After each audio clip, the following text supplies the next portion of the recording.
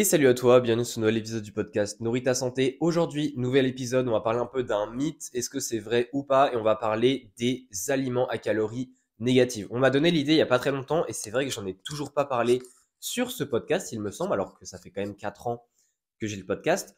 Mais je trouvais ça intéressant comme sujet parce qu'effectivement, c'est un mythe qui perdure encore. Alors moi, personnellement, quand j'ai commencé sur Instagram à publier, etc., c'était en 2019. Et c'est vrai qu'on parlait déjà de ce sujet-là, mais là où je suis plutôt étonné, c'est qu'au final, on en parle toujours à l'heure actuelle, ou du moins, je vois quand même des choses passer là-dessus. Donc, est-ce que les calories négatives, ça existe? Déjà, la réponse, c'est non, ça n'existe pas. Alors, pour les personnes qui ne savent pas, qu'est-ce qu'on appelle des aliments à calories négatives? C'est tout simplement des aliments qui sont extrêmement pauvres en calories. Donc, on a par exemple le concombre, qui est bien connu comme ça. Enfin, pour ça, pardon. On a également la salade. Globalement, c'est des aliments qui sont aux 100 grammes environ à 15-20 calories, globalement.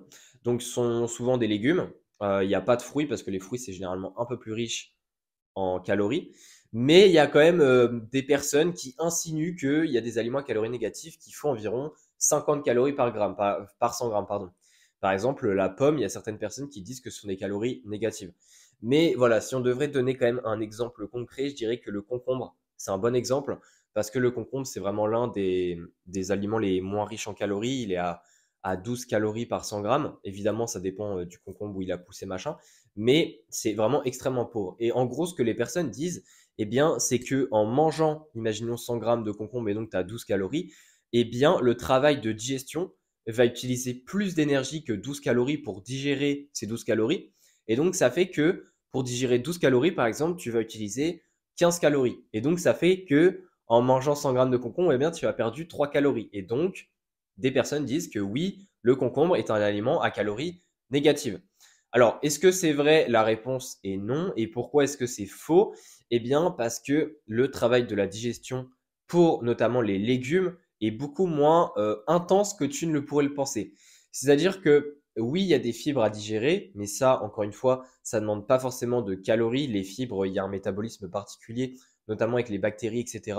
Et donc, ça produit notamment de l'énergie. Enfin, les fibres, en fait, selon les types de fibres, ça peut apporter une certaine forme d'énergie. C'est-à-dire que 1 gramme de fibres, ça peut apporter 2 voire 4, enfin 2 voire 3 kilocales. Ça dépend si elle est insoluble, si elle est soluble, ça dépend de sa taille, etc. Mais voilà, il y a un certain métabolisme des fibres. Et sinon, le reste, au niveau des légumes, eh bien, ce sont les glucides. En fait, les glucides, il y a ce qu'on appelle la thermogénèse. Donc la thermogénèse postprandiale, je vais y arriver. Et en fait, cette thermogénèse postprandiale, eh bien, c'est le corps qui va utiliser de l'énergie pour la digestion pour digérer chaque macronutriment qu'on va consommer, qui sont à l'intérieur de chaque aliment qu'on aura consommé.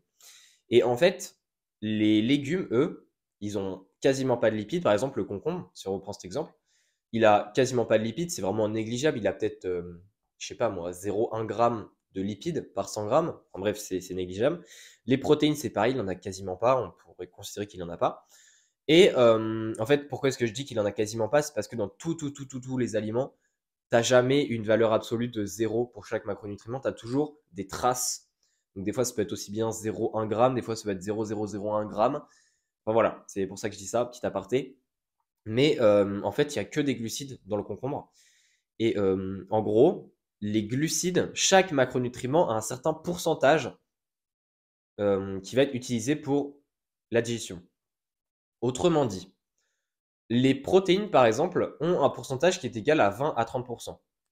Qu'est-ce que ça veut dire? Ça veut dire que 20 à 30% de l'énergie présente dans la protéine, donc c'est-à-dire 4 calories, va être utilisée pour sa digestion.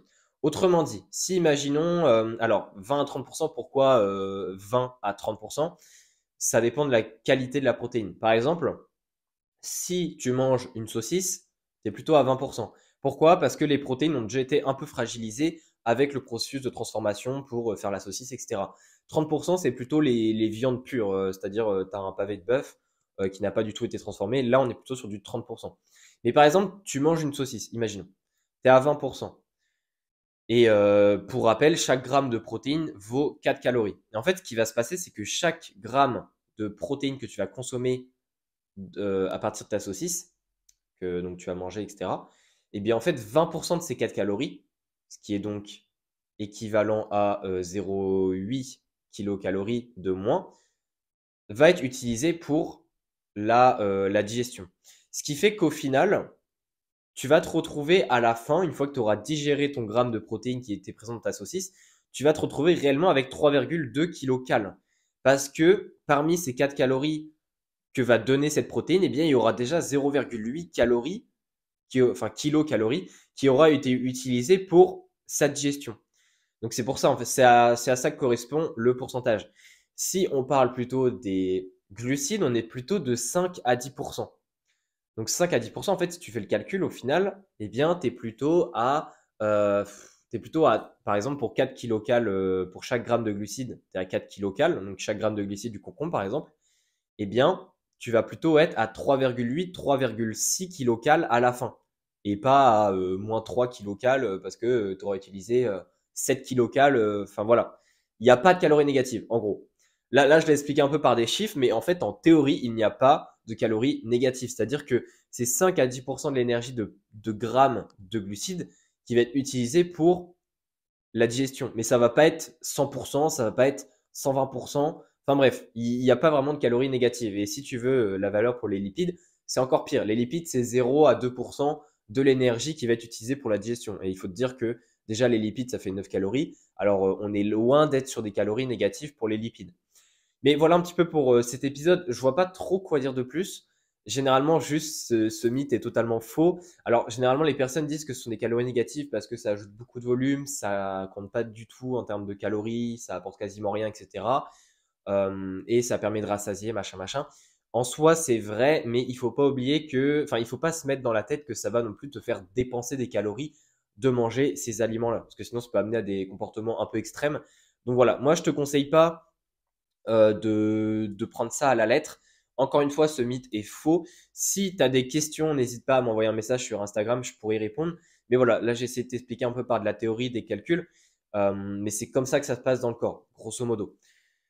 Si tu veux aller plus loin et vraiment avoir un suivi, si tu as peut-être un objectif de perte de poids notamment, n'hésite pas à me contacter. Je prends encore des personnes en suivi. Donc n'hésite pas à cliquer sur le premier lien dans la description. Et on se dit à la prochaine pour un nouvel épisode. Allez, ciao.